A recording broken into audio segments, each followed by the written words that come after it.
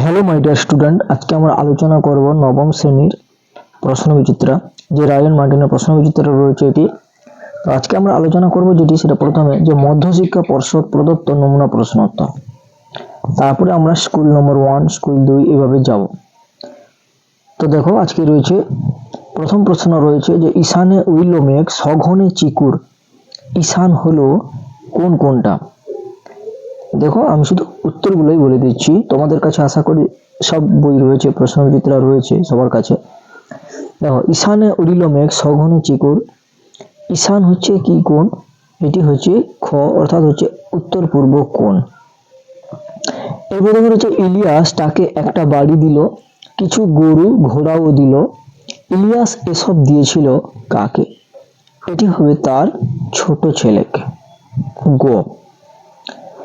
এরপর দেখো রয়েছে যে প্রভু আজ আমার সংসার চলবে কিভাবে, বক্তা কে, অর্থাৎ এই কথাটি কে বলেছে? এই কথাটি বলেছে কিন্তু উত্তর হবে গ, অর্থাৎ হচ্ছে জেলে। এরপরে রয়েছে 1-4 যে আজ দিনের শুরুতেই একটা বিশ্রীকাণ্ড ঘটে গেল। উদ্ধৃতাংশে যে দিনটির প্রসঙ্গ রয়েছে সেটি হলো 1 জানুয়ারি, 5 জানুয়ারি, 12 জানুয়ারি, 25 জানুয়ারি। উত্তর হবে কিন্তু 1 জানুয়ারি।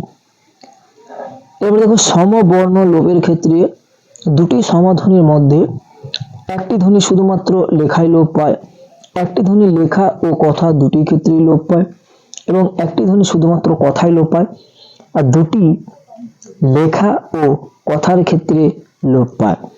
এখানে হবে একটি ধ্বনি লেখা ও কথা দুটি ক্ষেত্রে লোপ পায়। যেমন আমি যদি বলি বড় দাদা, সেখান থেকে হবে বড়দা, তাহলে একটি ধ্বনি হারিয়ে যাচ্ছে। এরপরে 6 শহুরে, উদাহরণটি হচ্ছে প্রগত স্বরসংগতি, পরাগত স্বরসংগতি, অনন্য স্বরসংগতি না মধ্যগত স্বরসংগতি। উত্তরটি হয়ে যাবে কিন্তু মধ্যগত স্বরসংগতি, অর্থাৎ হবে ঘ। এগুলো আমরা দেখলাম যে ঠিক উত্তরটি নির্বাচন করো। এরপরে হচ্ছে কম বেশি 15টি শব্দে নিচের প্রশ্নগুলির উত্তর দাও। এগুলো আমরা একটু দেখে নিই কি রয়েছে। দাও, প্রথমে রয়েছে 2-1 যে কলিঙ্গে দুর্যোগের দিনে সকলে কাকে স্মরণ করে। উত্তরটা দেখে নাও তোমরা, এটা কি হতে পারে উত্তরটি হচ্ছে এখানে দেখে নাও যে জৈমিনী ঋষি। 2-1 হচ্ছে জৈমিনী ঋষি। এরপরে 2-2 যে তরি ভরা পণ্য নিয়ে কবি কোথায় পাড়ি দিতে চেয়েছিলেন। 2-2 দেখো, দূর সিন্ধু পারে। 2-3 আমি সত্য কথাই বলছি, তামাশা করছি না, বক্তা কোন সত্য কথা বলেছেন। 2-3 দেখো, বক্তা সত্য কথাটি বলতে যা বলেছেন তা হলো দীর্ঘ 50 বছর ধরে তারা যে সুখ খুঁজেছে ধনী অবস্থাতেও তা পায়নি, কিন্তু আজ লোকের ঘরে ভাড়াটে মজুরির মতো কাজ করে তারা সুখ পেয়েছে। এরপরে 2-4 প্লেটোর দোরগোড়ায় কি লেখা ছিল জানিস? প্লেটোর দোরগোড়ায় কি লেখা ছিল বলে বক্তা জানিয়েছেন। উত্তর দেখো 2-4 হচ্ছে যেটা, যে প্লেটোর দোরগোড়ায় লেখা ছিল যে অঙ্ক জানে না তার প্রবেশ নিষেধ। এরপর 2-5 বলেছে যেটি, যে ধীবর বৃত্তান্ত নাট্যাংশে ধীবর কিভাবে আংটিটি পেয়েছিল। উত্তর দেখো 2-5 যে ধীবর রুই মাছের পেট কাটতে গিয়ে ওই রুই মাছের পেটের ভেতর থেকে আংটিটি কিন্তু পেয়েছিল। তারপরে 2-6 দেখো রয়েছে যে ধীবর বৃত্তান্ত নাট্যাংশে রাজসেলক কোন ভূমিকা পালন করেছেন।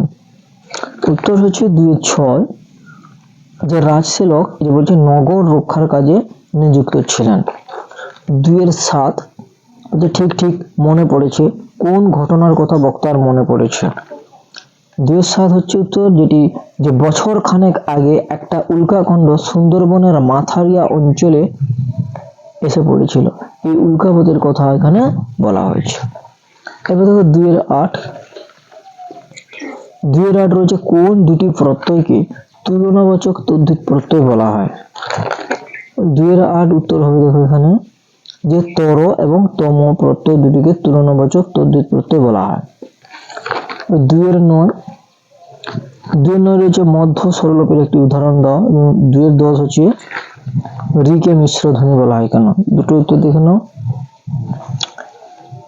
2 এর 8 তো বলে দিলাম, 2 এর 9 যে মধ্য স্বরলোপের একটি উদাহরণ হলো জানালা, সেখান থেকে হচ্ছে জানলা, অর্থাৎ মাঝখানে আকার কিন্তু হারিয়ে গেছে, আ নেই, তার মাঝখানে যেহেতু মধ্য স্বরধ্বনি হারিয়ে গেছে তাই মধ্য স্বরলোপের উদাহরণ।